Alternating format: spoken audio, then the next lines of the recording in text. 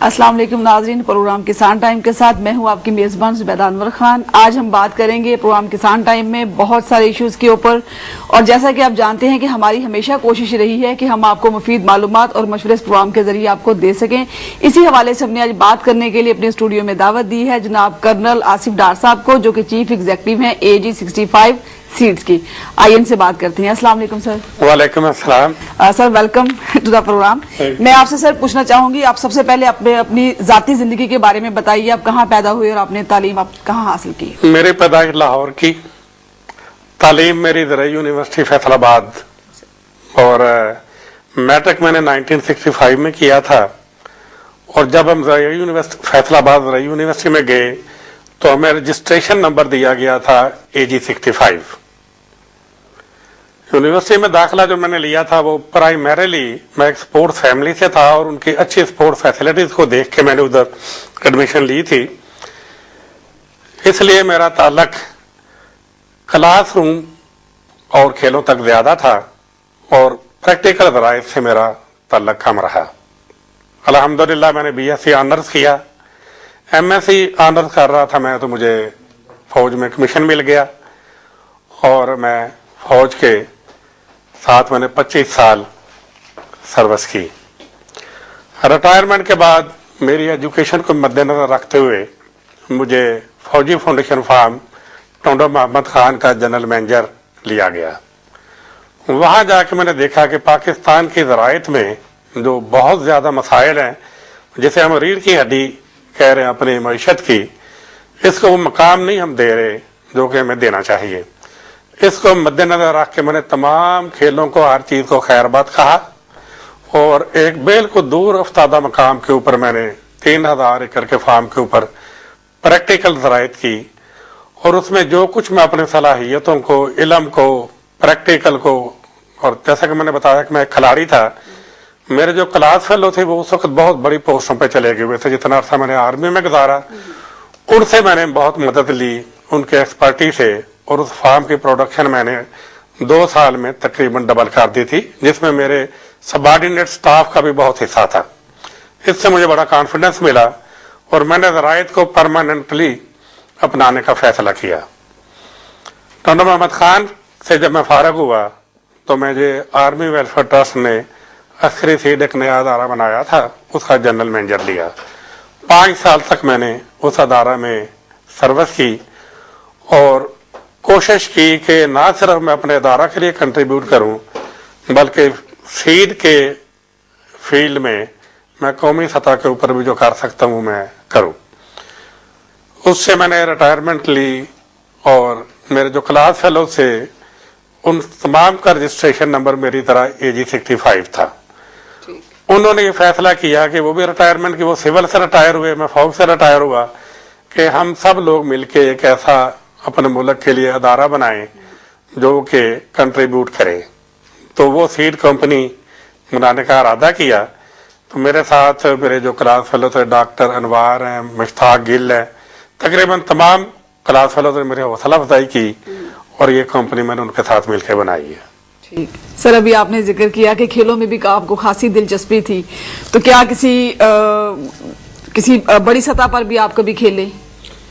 बैनुल अक़वामी सतह के ऊपर मैंने 2 बिल्कुल कंट्राडिक्टरी गेम्स में मेडल जीते हैं, जिनका आपस में ताल्लुक ही कोई नहीं है। उन गेम में मैंने मेडल जीते हैं, और रेसलिंग में मैंने इंटरनेशनल लेवल के ऊपर मेडल जीते हैं, और टेनिस में वेटरन इवेंट में मैं इंटरनेशनल गोल्ड मेडलिस्ट हूँ। आजकल मैं पाकिस्तान टेनिस फेडरेशन का सीनियर नायब सदर भी हूँ, और खेलों के साथ साथ इस वक्त दोनों चीजें चल रही हैं, ज़राइत भी चल रही है और खेल भी चल रहे हैं। ठीक सर, आप अस्करी सीड से भी वाबस्ता रहे हैं, तो बीजों पर रिसर्च भी आपने की है, तो मैं ये पूछना चाहूंगी कि सीड इंडस्ट्री को ज्वाइन करने की कोई खास वजह या आपको इसमें दिलचस्पी थी? देखिए, जब मैं टोंडो मोहम्मद खान में ये खुद ज़राइत कर रहा था तो मैंने फील किया कि पाकिस्तान का जो बेसिक प्रॉब्लम है वो इनपुट के हैं। ठीक। इनपुट का जो सबसे जरूरी आइटम है वो है सीड। हमें सर्टिफाइड सीड नहीं मिलता, बेहतर सीड नहीं मिलता, और पाकिस्तान सीड के मामला में बहुत पीछे है। आप ये देखिए कि हमारे मुल्क में आप सवाल से शुरू हो जाए, जगह जगह आपको रिसर्च इंस्टीट्यूट्स मिले हैं, उसके बावजूद हम अभी तक एक भी काबिल जिक्र हाइब्रिड बीज नहीं बना सके। हमारा जोर है गंदम का बीज बनाने पे। मेरा ख्याल है कि इस 2000 की दहाई में हमने कोई 15 वीट की वैरायटी निकाल ली है, सहर, शफक, फैसलाबाद, लसानी और बहुत कुछ निकाल लिया है। हमें जरूरत है कि इस वक्त हम हाइब्रिड बीज के पीछे जाएं। रिसर्च का मेरा मकसद था हाइब्रिड बीज बनाना। ये जो सर्टिफाइड वीट सीड है ये कोई इतना बड़ा काम नहीं है, असल था उसके पीछे जाना। तो मेरे एक क्लास फेलो हैं डॉक्टर अनवार, उन्होंने पीएचडी की थी यूएसए से, वो ऑलरेडी रिसर्च कर रहे थे खानेवाल में। वो मेज के ऊपर उन्होंने कुछ वैरायटीज निकाली थी, मैंने उनके साथ उनको सपोर्ट दी और फिर हमने अस्करी 1 के नाम से मेज की हाइब्रिड वैरायटी निकाली थी। अभी डॉक्टर साहब उसी तरह सर्च कर रहे हैं और ये हमारा जो बेसिक मकसद था कि मुल्क को कम अज कम मक्की के मामला में मेज में हम पायनियर और जो फॉरेन हमारा जो एक्सचेंज हम लगा रहे हैं ये पाकिस्तान में रहे, ये मिशन अभी जारी है। सर वैसे तो हर मैदान में तरक्की हो रही है, मतलब मुख्तलिफ ममालिक में, लेकिन पाकिस्तान में क्या मैं पूछना चाहूंगी कि ज़राअत में जद्दत लाने के लिए कोई खुसूसी इक़दाम किए जा रहे हैं? इस वक्त ज़राअत अपने आप पे चल रही है, किसान अपनी मेहनत पे चला रहा है और जो उसका सपोर्ट मिलनी चाहिए दानिस्ता या नादानिस्ता उसको मिल नहीं रही। कभी उस बेचारे को इनपुट्स का प्रॉब्लम आ जाता है, कभी खाद नहीं मिल रही, कभी अच्छा बीज नहीं मिल रहा।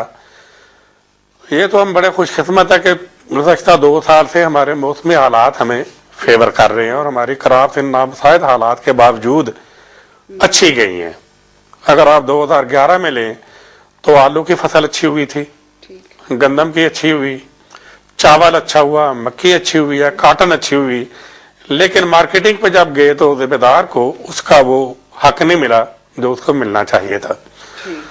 उससे वो डिस्करेज हुआ और उसी वजह से मेरे ख्याल में इस दफा जो गंदम की शॉर्टफॉल आई है उसका एक रीजन ये भी है कि लास्ट ईयर जिम्मेदार को गवर्नमेंट के जो मंजूर शुदा कीमत थी 950 वो नहीं मिली और उस बेचारे को 8 साढ़े 800 के ऊपर बेचना पड़ी। इस साल गंदम की जो मेरे ख्याल में शॉर्टफॉल है ये कोई 10 करोड़ मन आएगी। ये कोई जो मेरे से बेहतर जानने वाला है जिसने ये डाटा किया है, मैंने पूरे मुल्क का जो टूर किया, मेरे हिसाब में गंदम की बजाई भी कम हुई है और सीड भी जिम्मेदार को वो नहीं मिला जो उसका मिलना चाहिए था। इस वजह से गंदम का शॉर्टफॉल आएगा और ये शॉर्टफॉल को हमारी हुकूमती एजेंसी को अभी से कैटर करना चाहिए, वरना ये क्राइसिस में तब्दील हो सकता है। मतलब खुदा ना खासा कोई कहत की सूरत हाल पैदा हो? नहीं, कहत वाली तो नहीं आएगी, अल्लाह कहत से अभी हमें दूर रखे, लेकिन परेशानी आएगी। ठीक। और सर बात करते हैं खाद के ऊपर। खादों का इशू चल रहा है कि खादों की बढ़ती हुई कीमतें और ऊपर उसकी अदम दस्तयाबी, इस बारे में आप क्या कहेंगे? देखिए, अदम दस्तयाबी को एक तो प्रोडक्शन कम हुई because of this gas crisis, और हुकूमत ने जो इम्पोर्ट की है इसके परमिट जिन लोगों को अक्टूबर में मिले थे अभी तक उनको खाद डिलीवर नहीं हुई। ये मैंने प्रैक्टिकली जाके देखा है। मैं 2-4 सेंटर्स में गया हूँ, उकाड़ा गया हूँ मैं, उसके बाद ये एमनाबाद में गया हूँ मैं। रोजाना लोग आके खाद के लिए सुबह से शाम तक इंतजार करके चले जाते हैं और लोगों ने मुझे परमिट दिखाए जो कि अक्टूबर नवंबर को इनको इशू हुए थे और अभी तक खाद नहीं मिली। मेरा उनको यही सवाल था कि आपकी फसलों की क्या हालत होगी। इस वक्त मैं जरा प्रैक्टिकल नहीं कर रहा, मेरा सीट के साथ ताल्लुक है, लेकिन एक ज़राई से ताल्लुक होने की वजह से, माहिर होने के नाते, आप माहिर तो नहीं लेकिन ज़राई से मेरा ताल्लुक है, तो उसके नाते से मैंने लोगों से जब ये सवाल पूछा तो बहुत परेशान थे लोग। खाद को इंपोर्ट करने के बावजूद अगर हम लोगों को डिलीवर नहीं कर सके, और उनके ख्याल में इसमें ये मसनूई तौर के ऊपर ऐसे टैक्टिक्स इस्तेमाल किए जा रहे हैं कि जिम्मेदार परेशान हो और कीमत ज्यादा दे। ये मिडलमैन कर रहे हैं, परमिट इशू करने वाले कर रहे हैं, लेकिन ये क्राइसिस है। ठीक सर। سر اس سال گندم کے ہدف کے بارے میں آپ بتائیں گے کہ کتنا ہدف رکھا گیا ہے اور کیا وہ ہدف پورا ہو سکے گا؟ اس سال تقریباً پچھلے سال والا ہدف تھا 25 ملین ٹن اور بجائی بھی تقریباً 25 ملین ایکڑ کے اوپر اس کی ہوتی ہے. تو اس سال تقریباً 20% رقبے کے اوپر یہ گندم کم لگی ہے. اس حساب سے میں نے آپ کو بتایا تھا کہ اگر اس کو مد نظر رکھا جائے تو ہمارا شارٹ فال جو ہے یہ تقریباً 10 کروڑ من آئے گا گندم کا، جو کہ ہمارے ہدف سے نیچے ہوگا. نیچرلی اس میں سے کچھ جو پچھلے سال بچی ہوئی گندم ہے کچھ تو وہ ابھی سے استعمال گورنمنٹ نے شروع کر دی. It's a good action on the part of government کہ انہوں نے جو پچھلی گندم ہے ان کو ابھی سے نکالنا شروع کیا ہے. کچھ ایکسپورٹ کرنے کا ارادہ تھا جو کہ نہیں کر سکیں گے یہ کیونکہ ہماری اپنی فیوچر میں شارٹ فال نظر آ رہی ہے. اسمگل ہوتی ہے یہ سب کو پتہ ہے، اس کو کنٹرول کرنا پڑے گا اور ان ایلیمنٹس کے ذریعہ ہم اپنے پریشانی کو کم کر سکتے ہیں. مطلب پاکستان جو ہے وہ خود کفالت اس میں کر سکتا ہے. ہم گندم میں اس دفعہ یہ خاص حالات کی وجہ سے یہ شارٹیج آئی ہے، صورتحال پیدا ہو رہی ہے اور یہ ایک گڈ سائن جو ہے کہ ویدر اچھا جا رہا ہے. آپ کی برف باری کافی ہو رہی ہے، اس سے آپ کو جو بر وقت پانی ملتا رہے گا، شارٹیج نہیں ہوگی نہیں ہوگی. دوسرا سر گندم کو سٹور کرنے کے لیے کیا کوئی خصوصی اقدامات کیے جا رہے ہیں؟ ہمارے پاس سٹوریج کیپیسٹی ہے، آؤٹ ڈور بھی ہے انڈور بھی ہے، اور میرے خیال میں جیسا کہ میں نے بتایا کہ شارٹ فال ہے، سٹوریج پرابلم نہیں ہوگا. اور فارمرز کے لیے آپ مجھے یہ بتائیے کہ ہم ہمیشہ فارمرز کے لیے بات کرتے ہیں کہ وہ جو ہے وہ پیداواری ہدف پورا نہیں کر پاتا، وہ بیج سے صحیح فائدہ نہیں اٹھا پاتا، کھادوں کا صحیح استعمال نہیں کر پاتا، اس کو زمین کی سمجھ نہیں آتی. تو کیا حکومتی سطح پہ کوئی ان کے لیے ایجوکیشن پروگرام شروع کیے جا رہے ہیں، یا اگر ہو رہے ہیں تو ان کو کس حد تک فائدہ ہو رہا ہے؟ دیکھو آپ تو اس کسان کی بات کر رہے ہیں جو بیچارہ بالکل ہی انپڑھ ہے، جو بہت اچھے بھلے فارمرز میں ملا ہوں کیونکہ سیڈ کا تعلق ہے فارمرز کے ساتھ. تو میرے ساتھ 2 بیگ لینے والے بھی فارمر ہیں اور بڑے وڈیرے بھی جو ہے یہ بڑے بڑے ذمہ دار ہیں، سب کے ساتھ میرا تعلق ہے. جب میں ان کے ساتھ ذرائع کی بات کرتا ہوں تو ان کا علم بہت ہی محدود ہے. سیڈ سے انہیں یہ نہیں پتا کہ پری بیسک سیڈ کیا ہے، بیسک سیڈ کیا ہے، سرٹیفائڈ سیڈ ہے. سیڈ برابر ایک سسٹم ہے، سیڈ ایک سسٹم کے تحت بنایا جاتا ہے. جو سیڈ 2011 میں بنے گا اس کا پری بیسک سیڈ آپ اگلے سال اس کا بیسک سیڈ بنائیں گے، اس سے اگلے سال اس کا سرٹیفائڈ سیڈ بنے گا جو کہ آپ ذمہ داروں کو دیتے ہیں. ایک خاص کوانٹٹی میں آنے کے بعد سرٹیفائڈ سیڈ آپ ذمہ دار کو دیتے ہیں کراپس کے لیے. اس سسٹم کو ہمارے ملک میں کوئی نہیں سمجھتا یا بہت کم لوگ سمجھتے ہیں. اس سال جو سیڈ بنا ہے، نئی ورائٹیز آئی ہیں گندم کی، ملت 11 آئی ہے، پنجاب 11 آئی ہے. میرے خیال میں یہ بہت محدود کوانٹٹی میں بنا ہے اور بکنا چاہیے تھا. اس کے لاکھوں بیگ بک گئے ہیں.